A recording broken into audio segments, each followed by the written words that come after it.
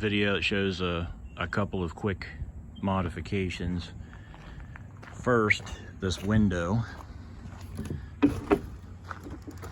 These are all frosted glass from the manufacturer and they just suck.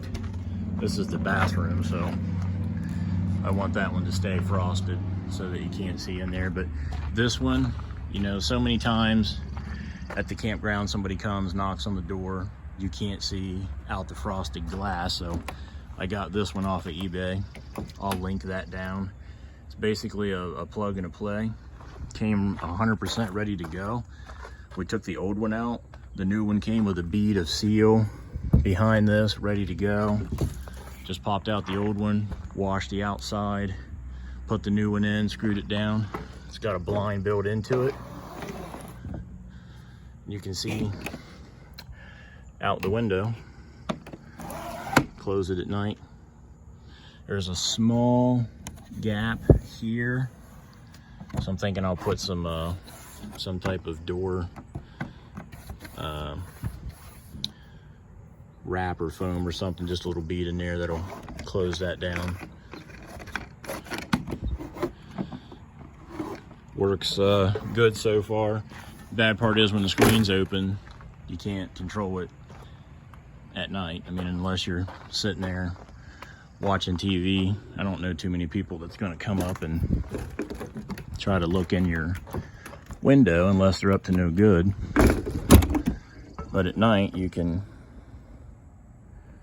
see in there, so depending on where you're camping. So that's the window that was changed out. The other one are the steps.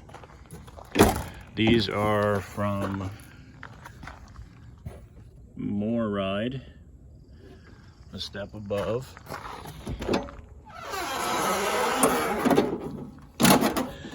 Fairly easy install. Those are just the factory steps. When you pull them out, they're extremely wobbly. When you step on them, they shake, and you know, this is just to kind of help with the balance, but this isn't something you grab on if you fall, because you're going to rip that off of the camper. These were pretty simple. You just measure, go to their website, I'll link that down below. You have to measure from here to the ground when your RV is level, and it'll tell you if you need a 2-step, a 3-step, or a 4-step. Just screwed them down here. The only issue that I had was after I installed them, the screen door would not close. They were rubbing here really bad. So bad that the door got maybe to here, and as soon as it hit in that corner, it wasn't closing. So I just removed the screen door entirely, and this door would scrape sometimes, but not a lot. If you pull out these pins, which slide in and out so that these will adjust up or down, you had to keep the steps further down to provide room here, but it did have one of these tread sticky things that I peeled off. You can see some of the scraping on here, but I'll link a video from Ray, loveyourrv.com. He has a YouTube channel. He does a lot of updates and modifications to his camper. I watched what he did with his steps. I don't think he had the MORryde. I think he had Lippert's.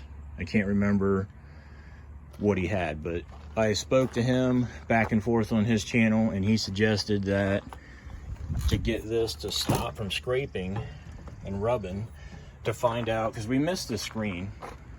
We'd go camping sometimes in the fall, and I'd like to have the door open with the screen, but we had no screen. And I saw some of those ones that you hang up and they just hang down, and I wasn't really digging that. But he suggested if I had space here to just raise the entire screen door up, re-drill the holes and put it back on. I did, and it worked great. You can see how far I raised the door. I just took the whole screen door, re-drilled the holes, raised it up to provide more space. Works great. Outside door shuts easy. It's not hard to get into. I did remove the seal at the bottom of the door, and this no longer, you can see some of the where it had hit the steps a couple of times, but now it's It's got plenty of clearance because I also took off this main door. You can see the hole here, give you an indication of how far I raised up the outside door, and it still operates great.